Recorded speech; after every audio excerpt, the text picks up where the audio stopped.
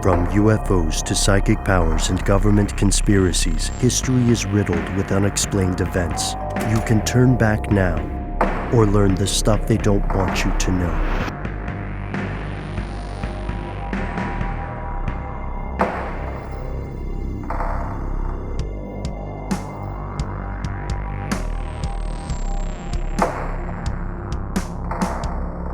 We're going to go to something a little gross, okay? Okay. It's something that involves burning, painful sensations. Especially when you're urinating, maybe a greater frequency or urgency of urinating, maybe a little bit of a pus-like discharge, sometimes called a drip. Why not? That's right, conspiracy realist, fellow geniuses and lunatics. This segment is about gonorrhea. Good Lord. Good Lord. You like how we're selling it as a positive thing? Yes, gonorrhea, also known as the clap. It's funny because the clap is the slang term for this STD that comes from a 13th century French word, clapeur, which means rabbit hutch. Because, rabbits are notoriously amorous, right? Yeah, for sure. This is a post introduction to the segment warning for any children or adults listening with their kids. Right. Yes. This is a serious thing, and it's something that we caught in the news, and we wanted to share this. So this is fascinating to us because a number of years ago, Matt, you and I looked into the terrifying world of super diseases, the years and years before COVID. I think even before the earlier ones that everybody forgets about, like MERS and so on. We were just looking at the math, and we were looking at the expert guesstimations, and it was clear there was a disease on the way.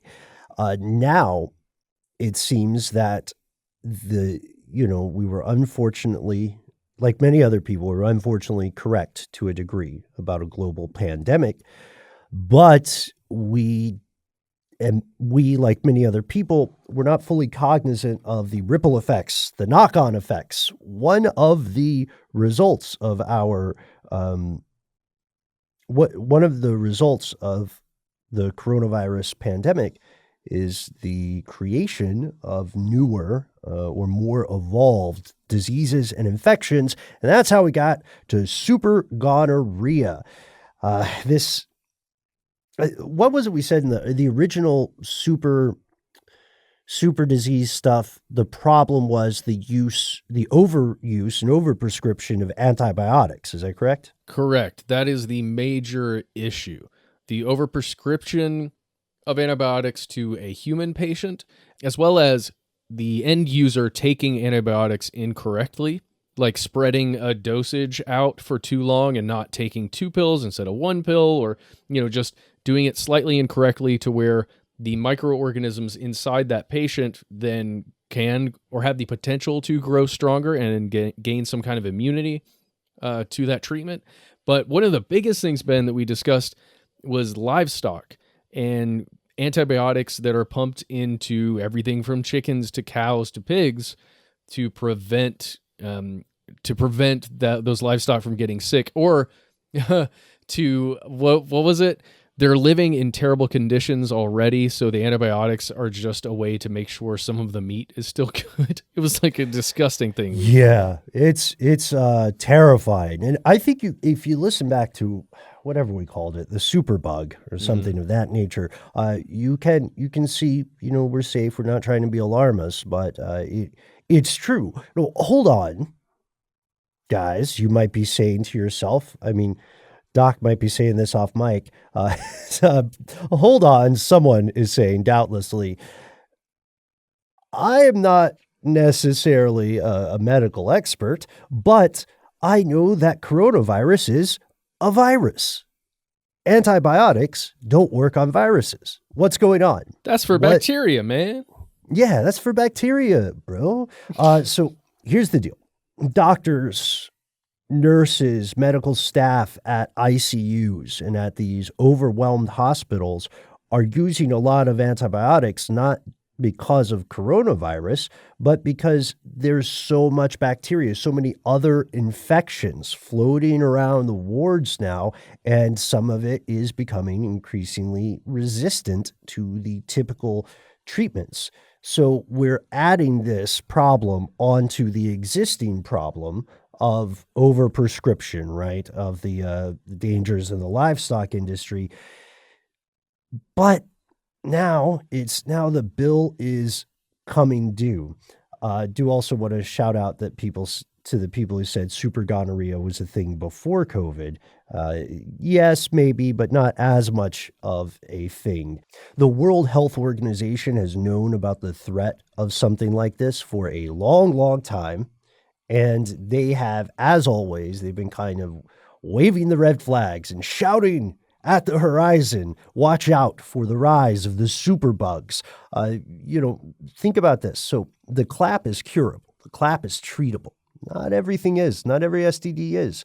What happens when there are more dangerous diseases or diseases with longer, more deleterious, dangerous effects? What happens when they just stop listening to antibiotics? Where does that leave us? In a terrible, terrible place. You mentioned that humans have known about these superbugs for a long time. Again, we talked about it, God, I don't know, 2013, 2014, something like that. Just as a anecdote here, my grandfather passed away in 2013, not because he fell and broke his hip and had to get a replacement, but because after the successful surgery, while he was in a hospital bed, he contracted a superbug.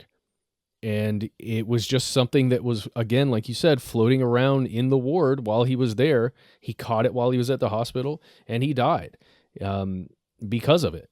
And this is I'm not trying to scare anyone, but this is a real possibility that the recovery from a surgery or from some injury, being forced to be in a hospital or some other medical facility, it can be really dangerous because these things are becoming so resistant, and it's not existential. It is very much real. Right. Well, think about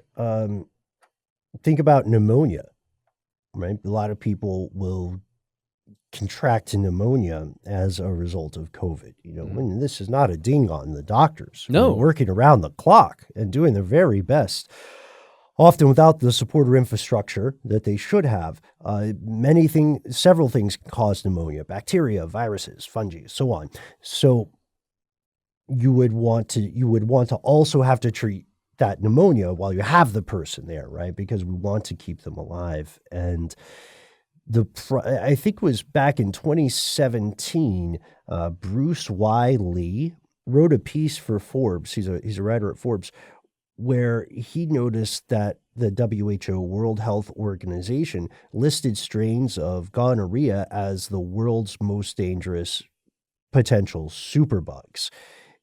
The scary thing about this is hearing antibiotics can't help your infection for something like this is a lot like, and these are Lee's words, credit where it's due.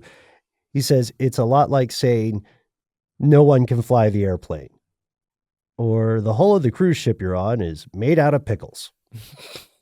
Because there's, it's a throw up your hands situation. What can we do when the established treatments don't work? Pickles float. I mean, sometimes. Yeah, pickles do float sometimes. So the danger here is twofold, I would say. First, yes, it is true that these superbugs do exist. They are on the way, and it's not a good thing for people in general, and for a lot of other animals that are capable of carrying these infections. However, this stuff was around before it started recently trending on Twitter. People had confirmed cases of super gonorrhea in 2018, and this uncurable clap or very difficult to cure clap, has already made the rounds in different parts of the world. But now we're in a different situation. Medical resources are strained as they have not been at any time in most people's lifetimes, right? Services and support structure that would help people who had contracted some kind of STI or STD, those services are past the breaking point, because the main thing we're focusing on is trying to combat the spread of COVID and to also not let the hundreds of thousands of people who were going to the hospital anyway for non-COVID related conditions, we want to keep them alive and healthy too. We don't want to, you don't want to go in to get, let's say you're going in to get a surgery, something, an elbow surgery. Mm-hmm. You don't want to go out of there with a better elbow and a case of COVID. No, not at all. Not at all. And it,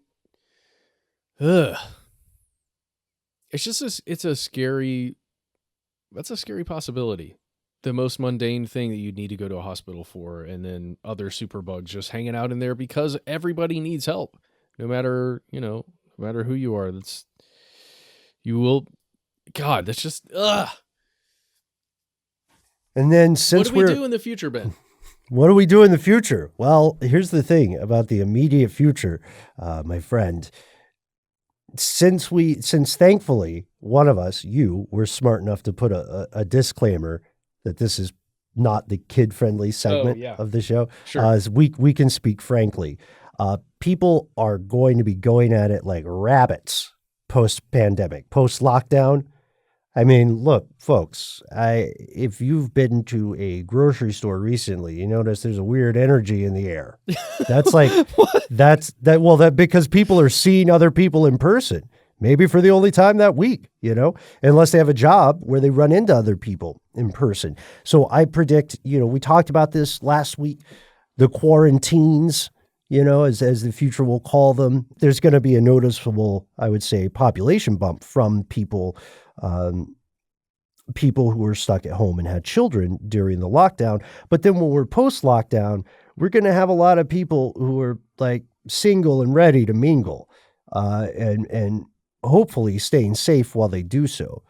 But the immediate knock-on effect of that is that is great timing for an infection, because anything that becomes a superbug due to this perfect storm of COVID, it's also going to have a tremendous opportunity to spread, because, not to be crass about it, there will be a certain segment of the population who is making up for lost time. That is the most diplomatic way I can put it. How does that sound? Do you agree with that? Or am I overstating the case here? No, you're not at all. I have so many friends who have gotten pregnant since this year, since the lockdown began. And most of them are in committed relationships, so it's less of a, worry about getting some kind of STI. But, I don't have much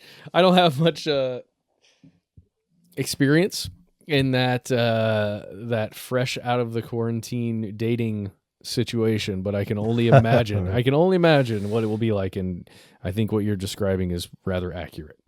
And I think that's very fair, Matt. And of course, not here to yuck anybody's yum. Live your life to the fullest extent. Just be safe so you can live it for the longest extent as well. Good news, there's no super syphilis yet. There are super bugs, and they are things you need to be aware of, but we're not quite at the dystopian level of, 12 Monkeys or something. You remember 12 Monkeys? I do. Rewatched it recently, Matt. It's a little more campy than I thought it was when I was a kid. It's Gilliam, right? There's an oddness to it. I thoroughly enjoyed it, watching it again, though. Very, very much. Let's end with something maybe I should have done earlier. The differences between garden variety gonorrhea and super gonorrhea. Okay. So this super strain is one of the world's oldest sexually transmitted infections. If it is untreated, the super strain version, super gonorrhea, can lead to a 5-fold increase of HIV transmission. It can also lead to eye infections that can, in some cases, cause blindness. As we record, there are more than 90 million cases of gonorrhea worldwide every year, and the number is growing by 17%. Up to back in 2014, the CDC estimated that up to 5 million people in the U.S. could be infected with gonorrhea in 10 years. If you're in the UK, then you have the dubious distinction of living in the country with the highest gonorrhea rate in the continent of Europe. And now these cases are on the rise because more people have to go to hospitals.